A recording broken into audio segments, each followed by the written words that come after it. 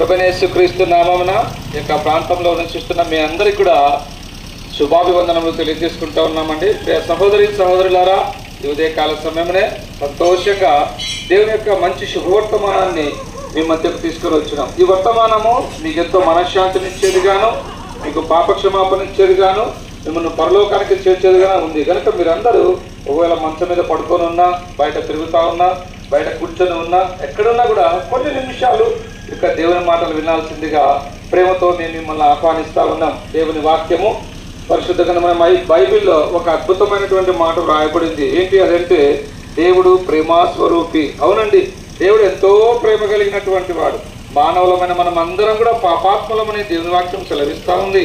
ఈ పాపాత్మలను ఎవ్వరు కూడా ప్రేమించరండి. పాపం చేసిన వారిని ఎవ్వరు కూడా ప్రేమించరండి. మనమందరం కూడా పాపంలో చేతను, అపరాధంలో చేతను చచ్చినటువంటి వారు. అయితే ఇలాంటి స్థితిలో ఉన్నటువంటి మనల్ని పాపం నుంచి రక్షించాలని, మన జీవితంలో వెలిగివ్వాలని, మనల్ని పరలోక రాజ్యంలో చేర్చాలని సృష్టికర్త అయినటువంటి దేవుడు, నిన్ను నన్ను సృష్టించిన సృష్టికర్త అయినటువంటి దేవుడు నీ నా పాపముల కొరకు ఆయన లోకరక్షకుడుగా, జగద్రక్షకుడుగా, యేసుక్రీస్తు ప్రభుగా ఆయన భూమి మీద అవతరించినాడండి. యేసు అంటే రక్షకుడు అండి. నిన్ను నన్ను సమస్త మానవాళిని పాపం నుంచి రక్షించడానికి ఈ లోకానికి ఆయన దిగి వచ్చినాడు. ఈ లోకంలో యేసు ప్రభుల వారు ఎన్నో గొప్ప అద్భుతాలు చేశాడండి. అనేక మంది రోగస్తులు యేసు ప్రభు దగ్గరికి వచ్చినారు, వారిని యేసు ప్రభు స్వస్థపరిచినాడు. అనేకమైనటువంటి దయాలు పట్టిన యేసు ప్రభు దగ్గరికి తీసుకొని వచ్చినారు, యేసు ప్రభు వారందరినీ కూడా స్వస్థపరిచినాడు. అంతేకాదండి, చనిపోయిన వారిని కూడా యేసు ప్రభు తిరిగి లేపినాడు. ఎంత గొప్ప దేవుడు!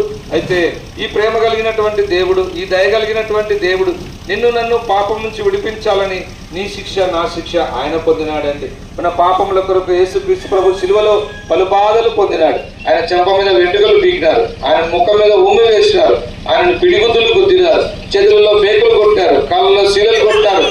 ఆయన వీపంతా కూడా చారలుగా దున్నపడింది. ఆకాశానికి భూమికి మధ్య ఆయన శిలువలో వేలాడినాడు. మనందరి పాపముల కొరకు యేసు ప్రభు శిలువలో మరణించినాడు, సమాధి చేయబడినాడు, మూడో దినాన తిరిగి లేచినాడండి. ఆ దేవాది దేవుడు నీ పాపముల కొరకు శిలువలో మరణించి తిరిగి లేచిన దేవుడు, నిన్ను ప్రేమించే దేవుడు ఈ ఉదయకాల సమయంలో నిన్ను ఆహ్వానిస్తా ఉన్నాడు. మాటలు వింటున్నా సహోదరి సహోదరుడా, ఎంతకాలం నువ్వు పాపంలో జీవిస్తావు? ఎంతకాలం రహస్య పాపములు చేస్తూ నీ జీవితాన్ని వ్యర్థం చేసుకుంటావు? ఒకవేళ నీ జీవితంలో అనుకుంటున్నావేమో, నా పాపాలు ఎవరు క్షమించగలరు, నన్ను ఎవరు ఆదరించగలరు, నాకెవరు తోడుగా ఉండగలరు అని నువ్వు అనుకుంటా ఉంటే నీకే ఈ శుభవార్త. సోదరి సోదరుడా, యేసు రక్తం ప్రతి పాపము నుంచి కడిగి పవిత్రులుగా చేస్తుంది. అందుకే నీ పాపం పోవాలంటే నువ్వు ఎలాంటి వల్ల చెల్లించాల్సిన అవసరం లేదు, నువ్వు ఎక్కడికి పోవాల్సిన అవసరం లేదు. నువ్వు ఎక్కడున్నావో అక్కడ ఇష్టపూర్వకంగా, అయ్యా యేసయ్యా, నా పాపముల కొరకు సిలువలో నువ్వు మరణించినావు, తిరిగి లేచినావు, అయ్యా నేను నమ్ముతున్నా, నేను విశ్వసిస్తున్నా, ప్రభువా నా పాపాలు క్షమించు అని ఒక చిన్న ప్రార్థన ఇష్టపూర్వకంగా చేసుకుంటే చాలండి. యేసు రక్తం ప్రతి పాపము నుంచి నిన్ను కడుగుతుంది, పవిత్రులుగా చేస్తుంది. పవిత్రపరచబడతావు, పాపం నుంచి విడిపించబడతావు. అంతేకాదండి, ఈ లోకంలో నెమ్మదిగా బతుకుతావు, శాంతి సమాధానం దేవుడు నీకు అనుగ్రహిస్తాడు. నిన్ను నీ కుటుంబాన్ని దేవుడు దీవించాలని ఇష్టపడుతూ ఉన్నాడు.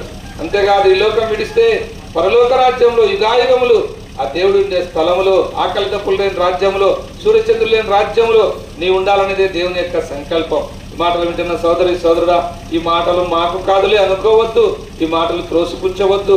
దేవుడు నిన్ను ప్రేమించి నీ ఆశను పొడిగించి ఉదయకాల సమయమే ఈ వార్తను నీకు వినిపిస్తా ఉన్నాడు అంటే నువ్వు దేవుని చిత్తంలో ఉన్నావు. ఇది నువ్వు గ్రహించాలని ప్రేమతో మిమ్మల్ని ఆహ్వానిస్తా ఉన్నావు. ఆ విధంగా కాక పాప జీవితంలో నువ్వు కొనసాగితే నిత్య నరకం, అగ్నిగుండం, పాతాళం ఉంది నీ కొరకు కాచుకొని, పాతాళం నోరు తెరుచుకొని ఉంది, అందులో నువ్వు వెళ్తే దేవునికి ఇష్టం లేదు.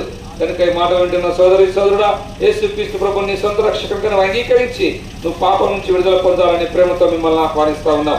ప్రభువునందు విశ్వాసం ఉంచండి, అప్పుడు మీరు మీ ఇంటి వారిని గొప్ప ఆత్మరక్షణ, పాపక్షమాపణ, పరలోక రాజ్యం మీరు పొందగలరు.